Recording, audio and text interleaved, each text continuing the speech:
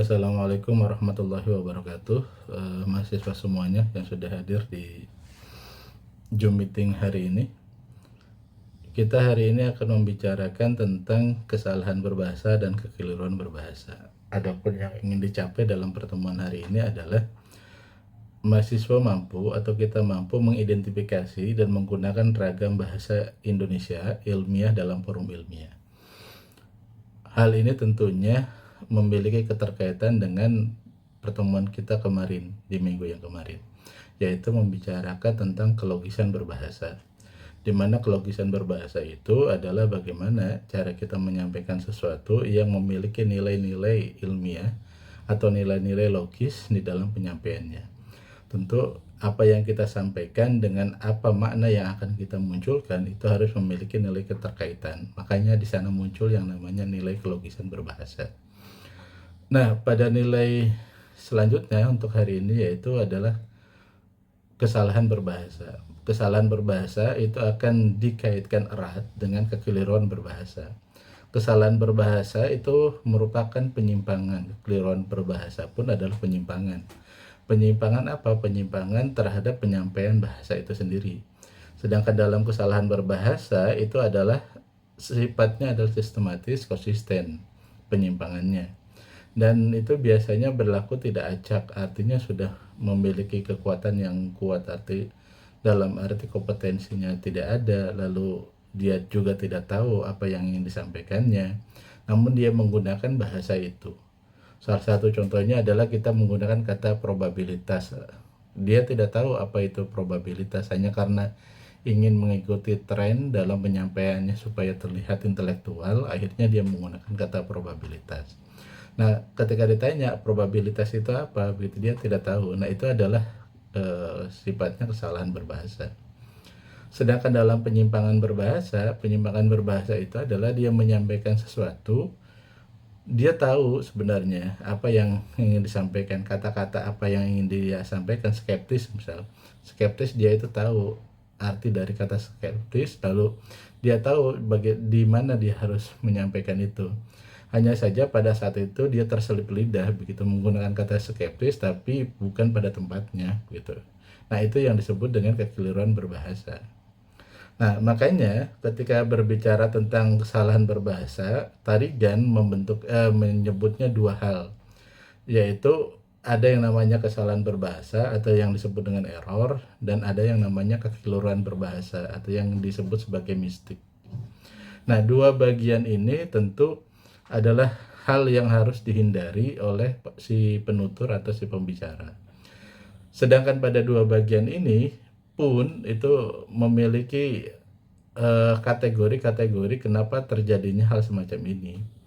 Nah, kategori yang pertama itu kesalahan berbahasa itu biasanya bersumber daripada kompetensinya atau kemampuannya atau pengetahuan yang dia milikinya kurang, namun dia dengan sengaja sadar dia mencoba untuk menggunakan bahasa itu padahal dia sendiri tidak tahu arti dan makna bahasa tersebut gitu.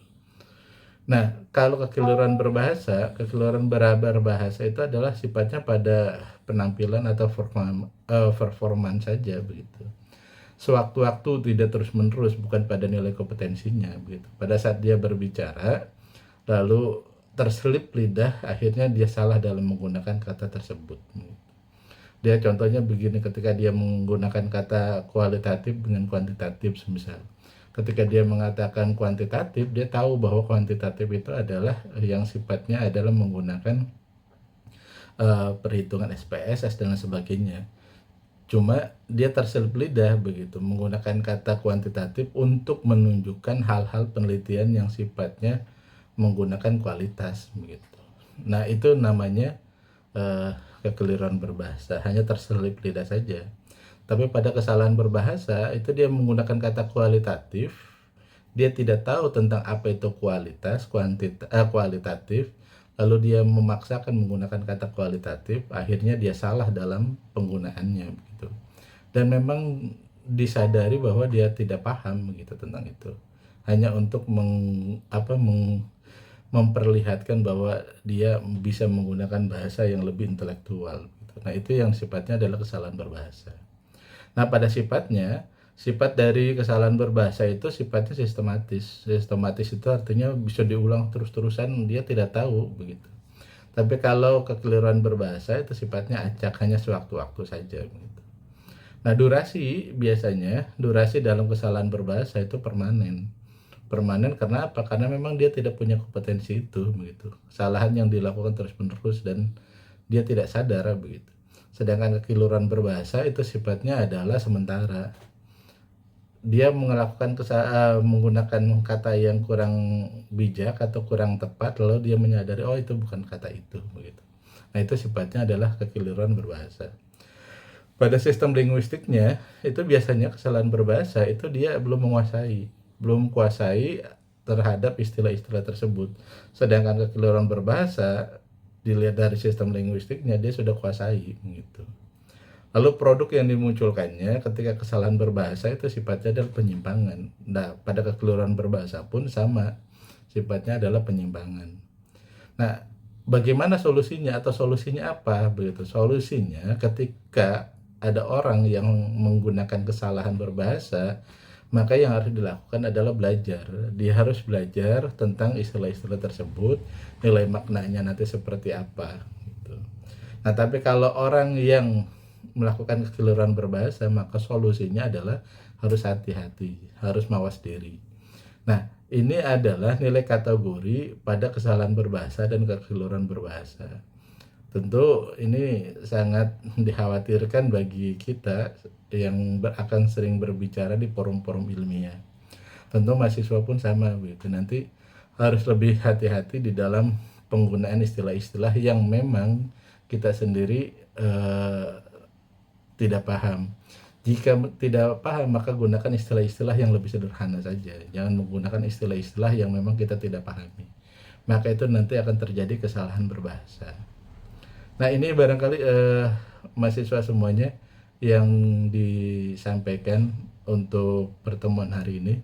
Adapun untuk mengetahui seberapa jauh pengetahuan mahasiswa tentang materi ini, Bapak sudah kirimkan di link video. Ada link video di e-kampus ya, e-kampus, dan juga ada materi tugas di link e-kampus juga.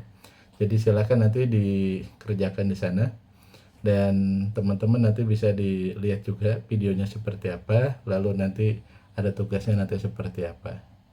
Ada yang mau disampaikan sampai di sini?